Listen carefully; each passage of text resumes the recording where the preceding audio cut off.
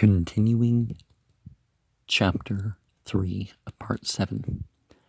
But it is not the employment of a name which Jesus denounces, it is the spirit of vanity which animated the Pharisees, and the servile spirit which the employment of titles is apt to engender.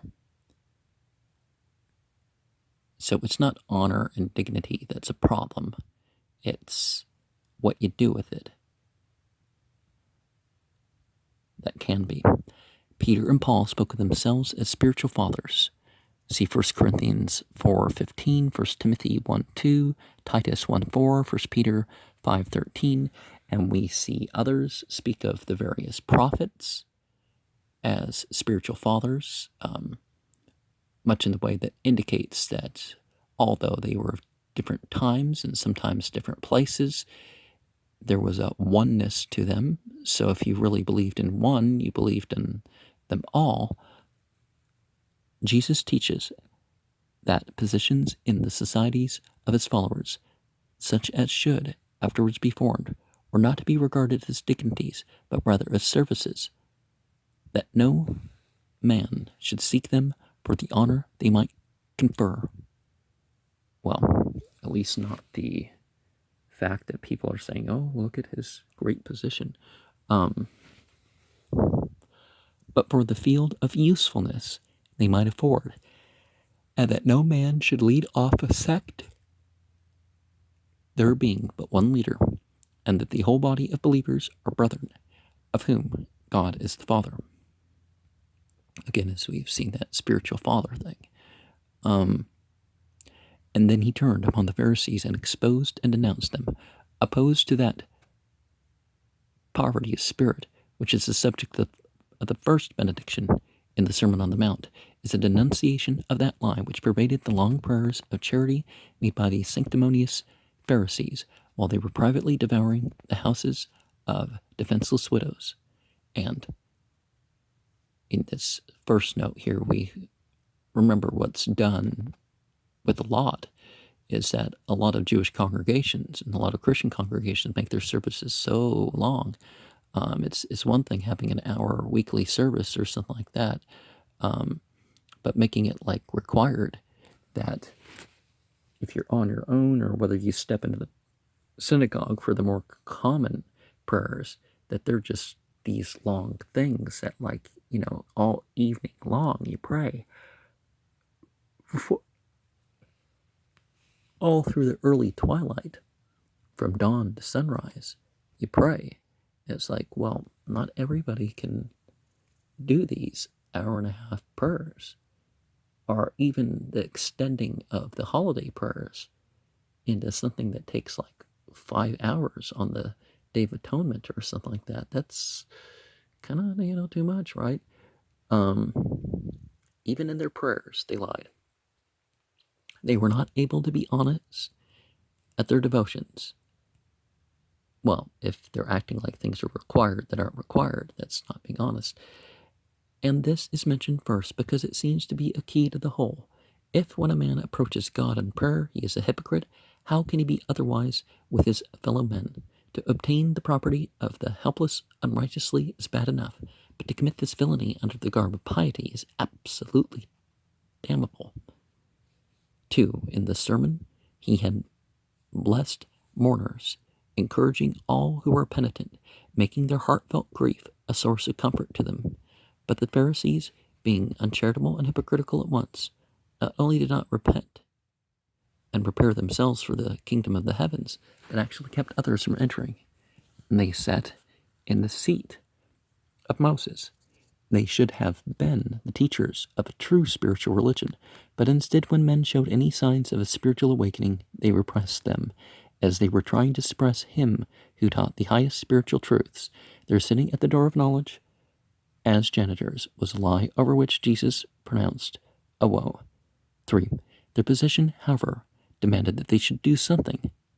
They spent their strength on proselyting. It was not to save souls. It was not even to convert heathens into Jews. Now, don't call people heathen, pagan, Gentile, infidel just because they're not of your group. These words are a lot more specific about that. Polytheists Okay, but Jews, there was polytheism in certain forms of Judaism, so, and there still is. Not even bad Jews into good Jews, but it was to add to the number of their sect. And see, that's the problem with like social media too. It's like, it's not about your number of following, it's about the effect you have on society. You could have tens of millions of views and do like nothing. Channels with billions of views tend to do less good for society than a lot of the channels with,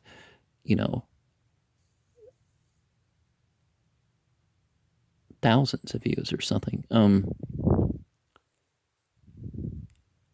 It was the same spirit which sometimes now seizes the sects of Christendom, making them proud of the growth of the denomination, the connection, the church, or whatever else the sect may be called.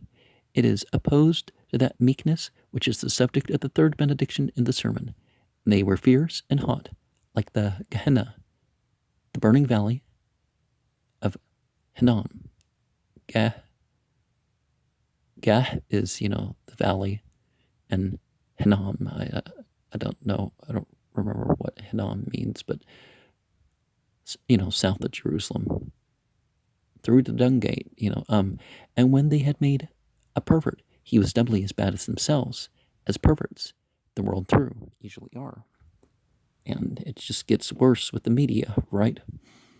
4. Jesus denounces their morality, which was a base casuistry, the very opposite of that hungering and thirsting after righteousness, which he had blessed in the sermon. Well, the deductive reasoning of the Talmud and such is just, it goes to extremisms to the point where flip, oh, you disobey the commandment. But they don't do it quite like that, right? And other things other than what's said to be the scripture become even more important. They had gone blind on the simplest and plainest questions of morality. He gives a case.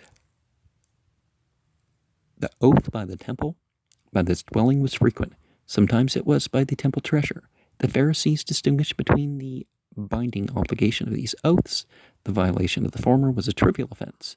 Of the latter was a heinous crime.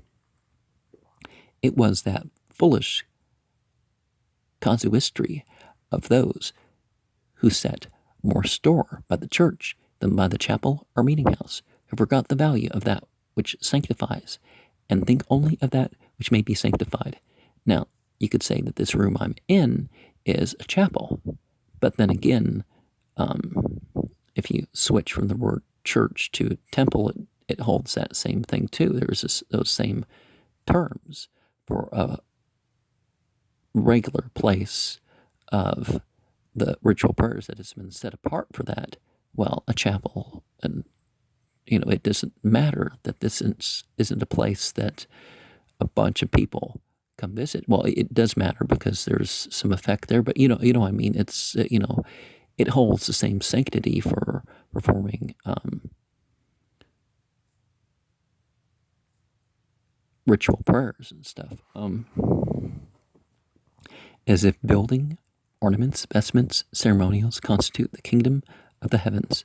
So other case, an oath by the gift on the altar is more binding than an oath by the altar itself. This folly would seem to be transparent to any man, if we did not know that learned doctors of the latter ages had not taught in the spirit which makes the rubric of a ritual more important than an enactment of the Decalogue. Their whole system of ethics was rotten, and Jesus cursed it. 5.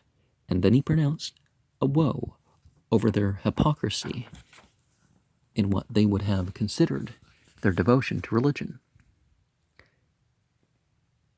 The law of tithes, as set forth in Leviticus 27:30, Numbers 18:21, Deuteronomy 12:6, and 14:22-28, embraced only the grain that grew in their fields and the fruits that grew in their orchards, but the schools that applied the rule to the smallest product of the garden. With scrupulous exactness, the Pharisees paid these. Jesus does not intimate that they defrauded the temple treasury, but their sin lay in devoting themselves to outward goodness of behavior and neglecting justice, mercy, and fidelity.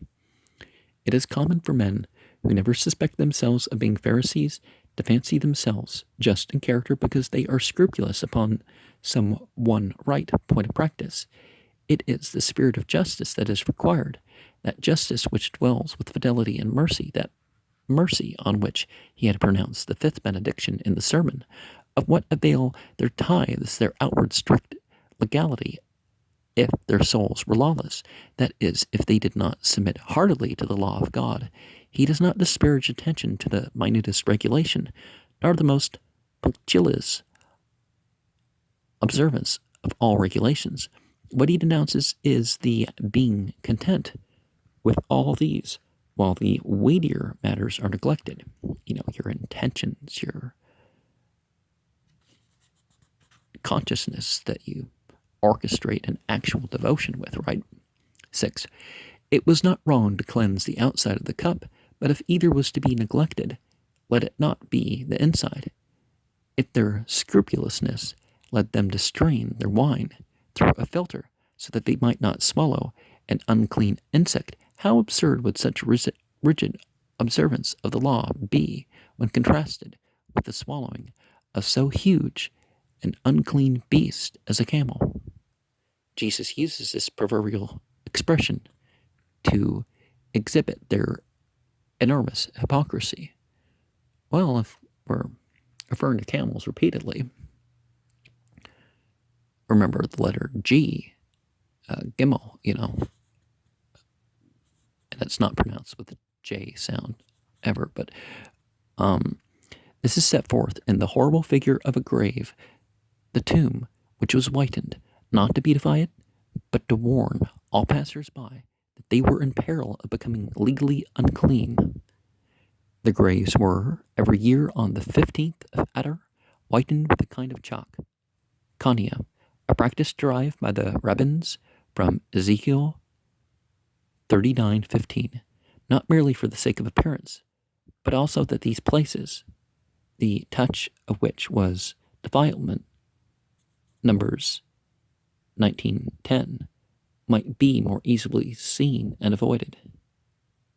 See the rabbinical passages in Lightfoot, Schutgen, and Wettstein.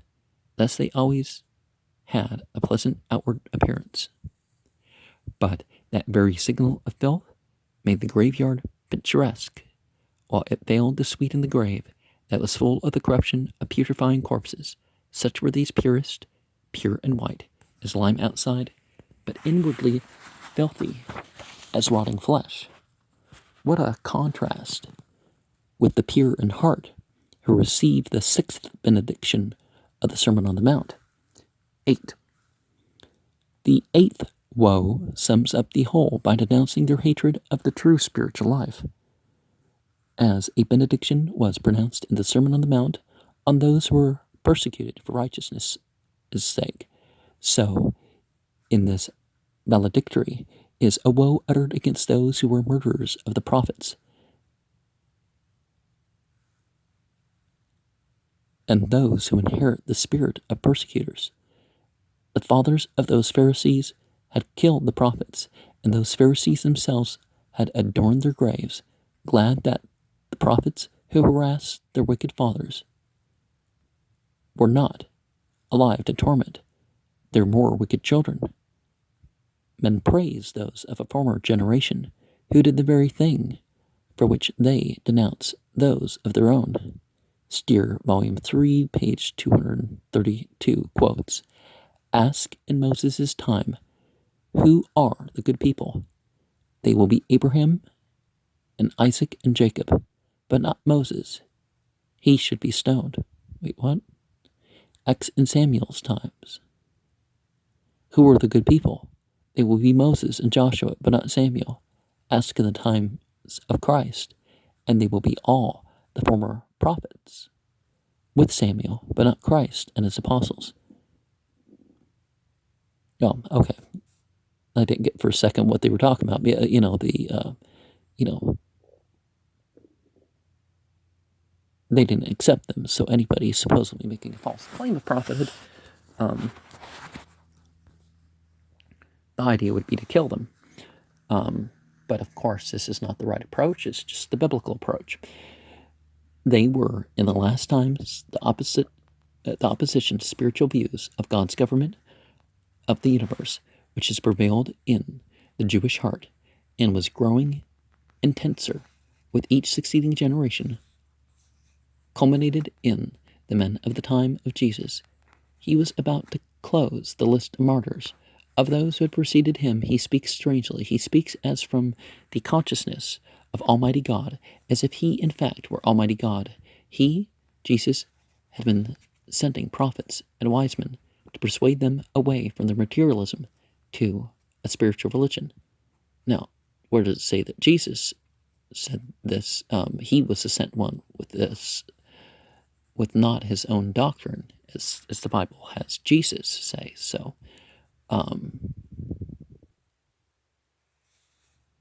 that parentheses of Jesus is, it had been a failure. They had grown worse and worse. They were now reaching the very worst. The blood of the martyrs was about to be demanded at their hands. From the blood of Abel, who represented the religion of spirituality, and was killed by Cain, who represented material, outward, churchly religion. No. No, when you're told to bring the best to your flocks and you bring the worst, or when you're told to bring something, you bring the worst, it's not, oh, I'm organized religion. No, that wasn't the point with Cain and Abel. Thank you very much. To the blood of Zechariah, who, by the order of King Joash, there's no J sound in that language, so was it Yush, was stoned in the court of the temple, and who died saying, the Lord looks on this and requires it. So not the Lord, but Yahweh. See 2 Chronicles 24:20. The critics and commentators have had much hard work with Matthew 23:36, where Zacharias is called the son of Barachias. Well, there are different Zachariases and Matthews and Marks and Lukes and Johns, and so there's some mixing up of details, either in the text itself or in interpretation, far more in interpretation, but really it came with Tischendorf's discovery of the Codex Sinaiticus, from which it appears that those words were not originally in Matthew, but crept in from some copyist's note. Well, there's a lot more manuscript evidence of what is called the New Testament, that indicates that there's over 10,000 variants in the Greek. So it's not dialectical stuff. It's whole verses or something that get added at times. Zacharias is known to have been the son of Jehoiada,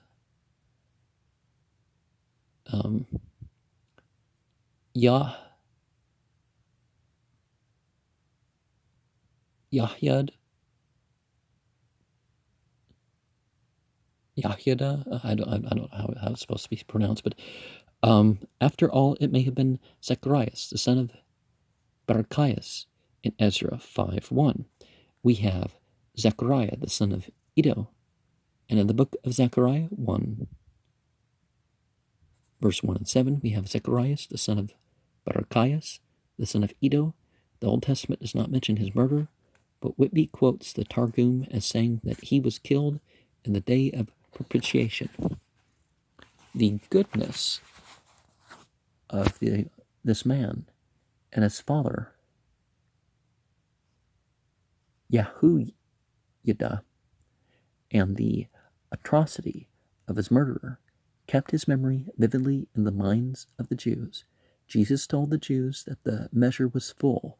They were making the last martyrdoms, and then would come their judgment and their destruction. He seemed to hear the wings of the Roman eagle sounding in the air. Dear Jerusalem was the frightened brood of chickens.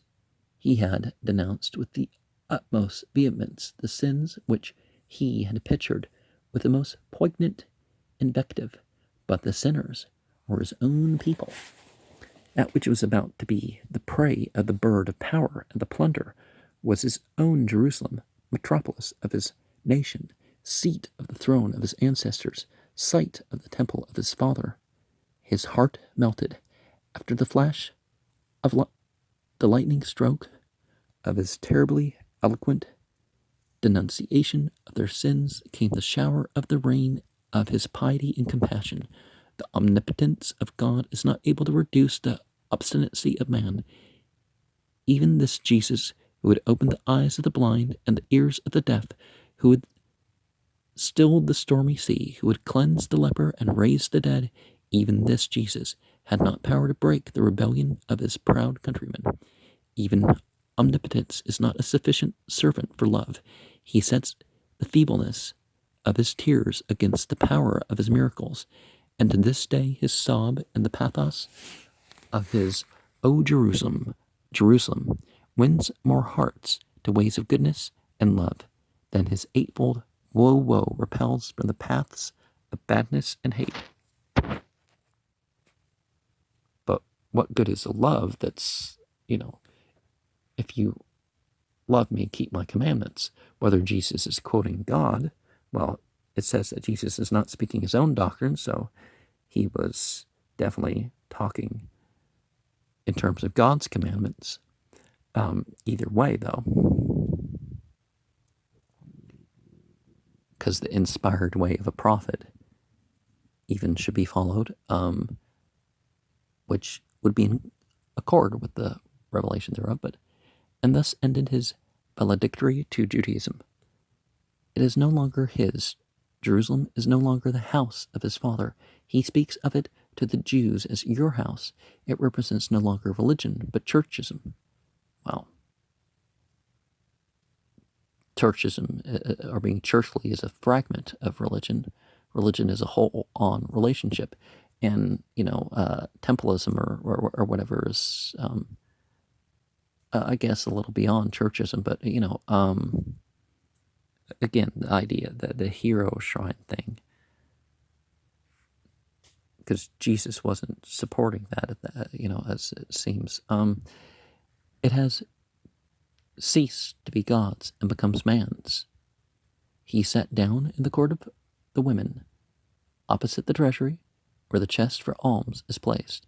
He saw the rich ostentatiously throw in their heavy coin, whose ring arrested the attention of the spectators.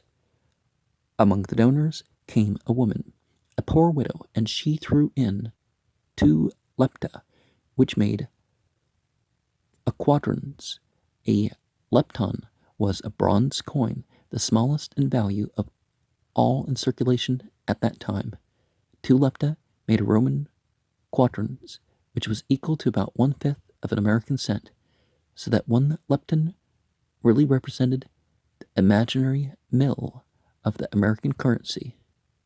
When Jesus saw all this, there stood before him again the 2 types, the religionist of externals and the religionist of internals.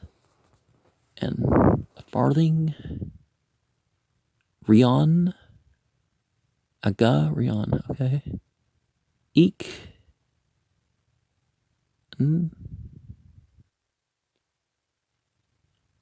nuix, okay,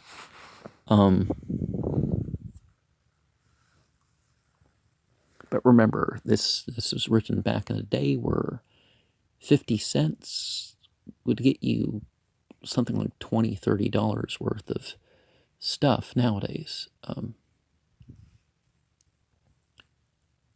When Jesus saw all this, there stood before him again 2 types, the religionist of externals and the religionist of internals, one good in such deeds as men would acknowledge, and the other good in such thoughts and character as God acknowledges. He called the attention of his disciples to this. His comment was, I assuredly say to you, this poor widow has cast more in than all they that have cast into the treasury, for all they cast in of their superfluity, but she of her poverty cast in all that she had, even her whole living. She had 2 lepta, she might have given alms and saved something for herself. The beauty of her character lay in her perfect consecration. She held nothing back. The moral sense of the world has endorsed the verdict of Jesus. The testimony of one of his biographers, John 12:42, is that among the chief rulers many believed on him, but on account of the Pharisees they did not confess him, lest they should be put out of the synagogue. For they loved the praise of men more than the praise of God. We cannot now learn what means the friends of Jesus had of knowing this, but the conduct of Nicodemus would make it probable if he had not been asserted. It may have been at this time, and in the presence of these ostentatious almsgivers and of these time-serving rulers, that Jesus made the utterances recorded by John in chapter 12:44-50. He who believes on me believes not on me, but on him that sent me. Okay, so see, it wasn't Jesus sending, it was God sending, and that includes Jesus' own message. And he who sees me sees him that sent me. I have come a light into the world. Lucifer means a light bringer. Luciferos would have been the older way of pronouncing it, but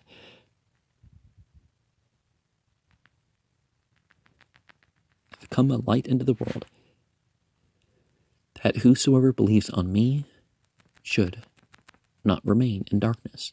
And if anyone hear my words and keep them not, I do not judge him. For I did not come that I should judge the world. Again, that takes him away from the Christian context, but that I should save the world by, giving them the teachings to save themselves, giving an example. He who rejects me and does not receive my words has one who judges him. So someone other than Jesus that's doing the judging. The word that I have spoken, that shall judge him in the last day. So Jesus and the other prophets don't have to be present, right? For I have not spoken of myself, but of the Father who has sent me, gave me a commandment, what I should say and what I should speak. And I know that his commandment is continuous life. Whatever I speak, as the Father has spoken to me, thus I speak. He ceased. It was his last utterance in the temple, from which he now departed. Now, the light being the L of the lux, the V being the love of the lux, the X being the life of the lux, and E, the rus, the rus. I think I might have said a Z, but illuminating. So see, that's what's saving, not he ceased. Anyways, as they were going out, his disciples looked to the temple, its massiveness and solidity.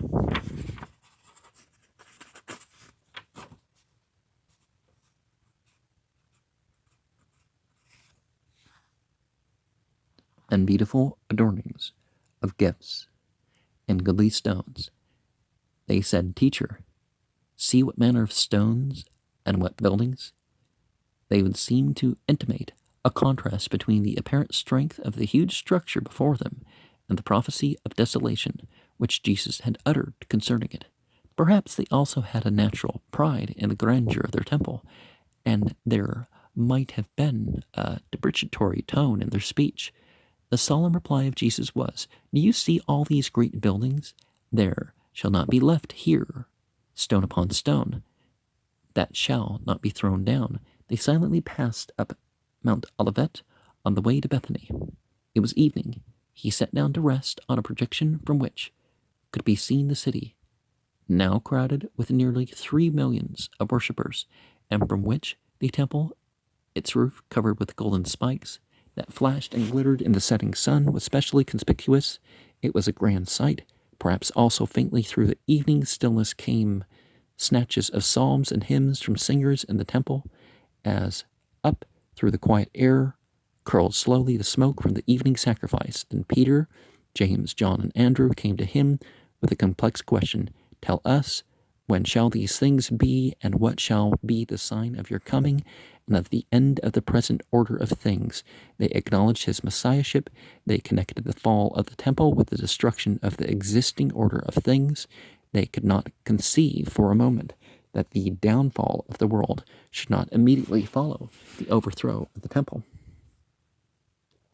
Jesus replied, Take care lest anyone should deceive you, for many shall come in my name, saying, I am the Christ, and shall deceive many.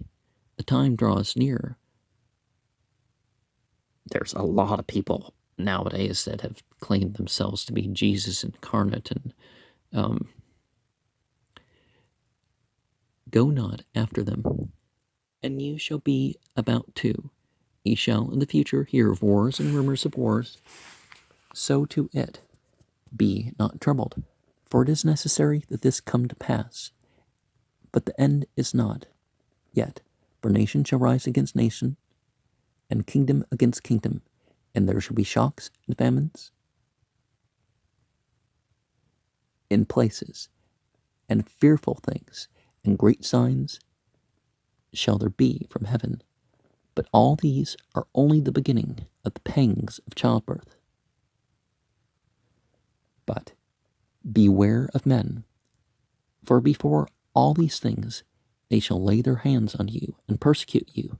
They will deliver you up to the councils and into the prisons, and shall scourge you in the synagogues, and ye shall be brought before the governors and kings for my sake, and it shall turn to you for a testimony to them and to the nations.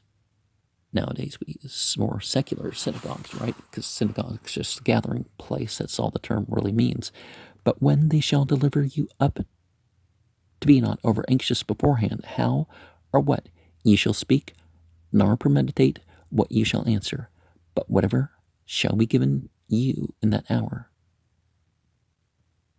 that speak. I will give you a mouth and a wisdom, which your adversaries shall not be able to resist, nor gainsay. For you are not the speakers, but the Spirit of your Father speaking in you.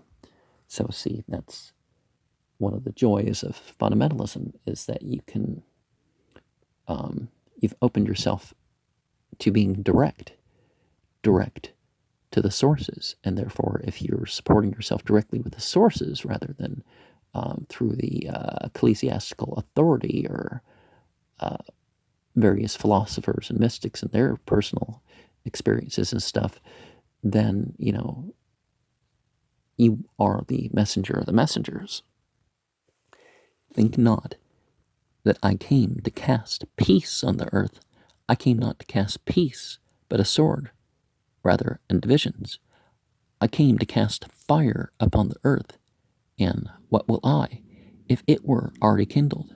For I came to set a man against his father, and a daughter against her mother, and a daughter-in-law against her mother-in-law, and the enemies of a man are those of his own household. For from henceforth there shall be 5 in one house divided, 3 against 2, and 2 against 3. And they shall deliver you up to affliction, and a brother shall betray a brother to death, and a father a child, and children shall rise up against their parents, and shall put them to death. They shall kill some of you, and ye shall be detested of all nations on account of my name, and afterwards many shall be caused to fall and betray their associates for affliction. I say to you, my friends, be not afraid of those who kill the body, and after that have not anything more to do. I will show ye whom ye should serve, him who, after he is killed, has power to cast into Gehenna. Fear him, and many false prophets shall be raised up and deceive many. And because lawlessness shall abound, the love of many will become cold. But he who endures to the end, the same shall be preserved. By your patience gain your lives. Fear not, little flock, for it is your Father's good pleasure to give you the kingdom. And preached shall be this glad tiding of the kingdom through the whole inhabited world, for a testimony to all nations, and then shall come the end. When then you shall see Jerusalem compassed with armies, and the abomination of desolation, spoken of through the prophet Daniel, stationed in the sacred place, where it should not be, i.e., he who reads, let him understand, then know that her desolation is at hand, and then let those who are in Judea then know that her desolation is at hand.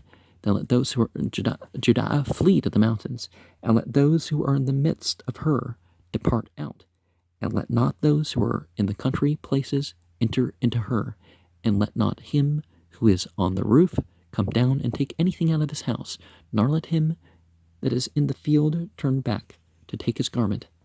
Remember Lot's wife, for these are days of punishment, that all things which are written may be fulfilled.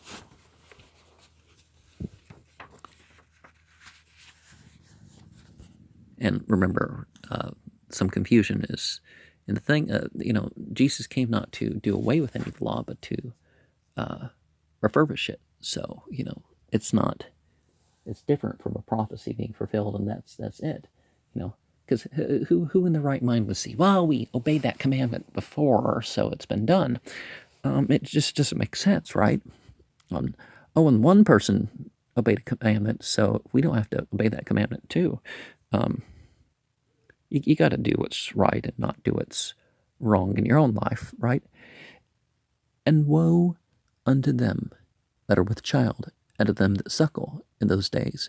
But pray that your flight be not in winter, nor on the Sabbath days, for there shall be in those days great distress on the land, and wrath on this people, such as has not been seen from the beginning of the world until now, nor ever shall be.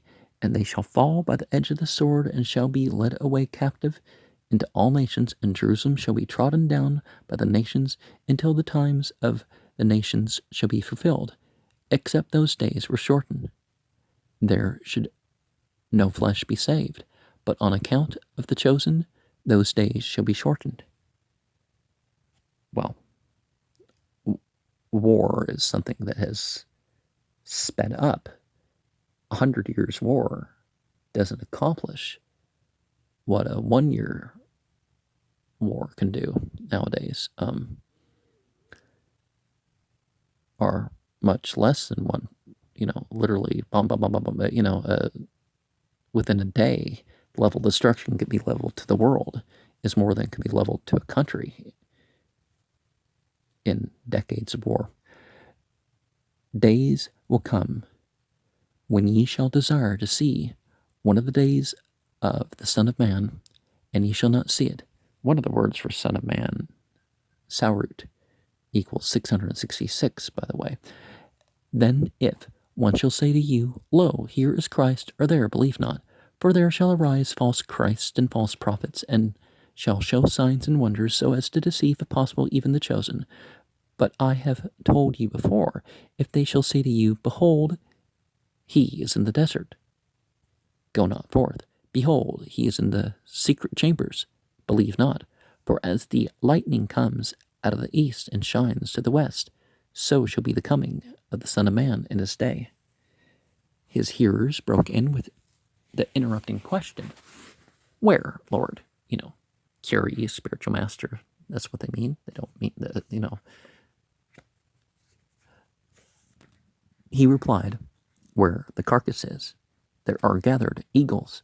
He resumed, Immediately after the tribulation of those days shall the sun be darkened, and the moon shall not give her light, and the stars shall fall from heaven, and the powers of the heavens shall be shaken, and on the earth distress of nations, men in perplexity at the roaring of the sea and waves, men fainting for fear and expectation of the things coming on the inhabited world. And then shall appear the sign of the Son of Man, and all the tribes of the earth shall mourn. And they shall see the Son of Man coming in the clouds of heaven with power and great glory. And he shall send his angels with a great trumpet. And he shall gather his chosen from the four winds, from one end of heaven to the other. And when these things begin to come to pass, then look up and lift up your heads, because your redemption draws nigh. Now learn the parable from the fig tree and all the trees. When already its branch has become tender and puts forth leaves, you know that summer is nigh.